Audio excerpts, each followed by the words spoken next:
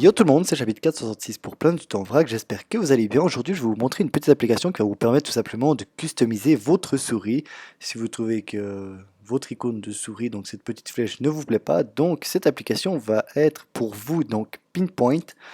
On va l'ouvrir ensemble pour voir un petit peu ce qu'elle propose. Donc c'est vraiment très simple, ça va s'afficher dans la barre des menus. Et là on peut aller tout simplement dans les réglages et vous avez une interface vraiment très simple d'utilisation. Donc là, comme vous pouvez le voir, j'ai un clic rayonnant. Donc quand je clique, ça me fait d'une couleur orange un clic comme ceci. Vous pouvez changer la couleur, la transparence, la taille, l'épaisseur, enfin tout ce dont vous avez envie. L'activer, vous pouvez choisir lors du mouvement de la souris, lorsque la souris est immobile. Donc si là, je la mets, la souris devient immobile, ça va la mettre. Donc un délai d'une seconde. Donc là, tac, une seconde, qui est relativement très long. Voilà. Ou alors toujours, donc dès que vous cliquez, donc vous pouvez voir que ça fait un clic rayonnant et vous avez vraiment beaucoup de possibilités. Donc on va essayer peut-être explosion. Donc à quoi ça ressemble là? Ça fait quelque chose comme ceci. Après bien sûr, vous pouvez régler un petit peu tout ce dont vous avez envie, la taille, enfin bon, tout ce que vous voulez. Vous avez vraiment beaucoup d'options. Je vais pas tous les faire.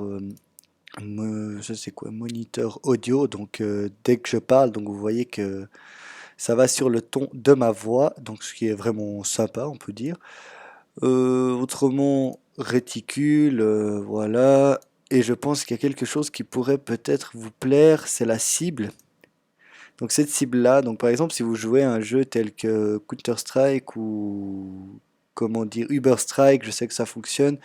Ça va vous permettre tout simplement que si vous avez un sniper, ça va vous mettre une cible exactement au milieu de l'écran. C'est un petit peu cheaté, ça je le reconnais. Perso, voilà, je jouerai pas avec ça, mais bon, il y a une idée.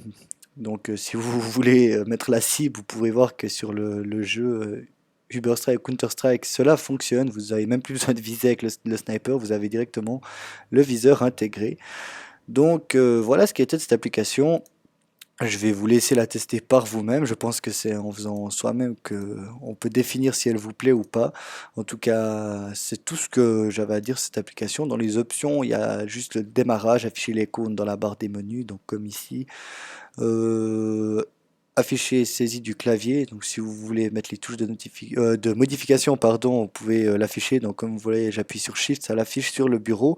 Après, bien sûr, suivant l'enregistrement que vous avez, ScreenFlow le fait aussi, etc., etc.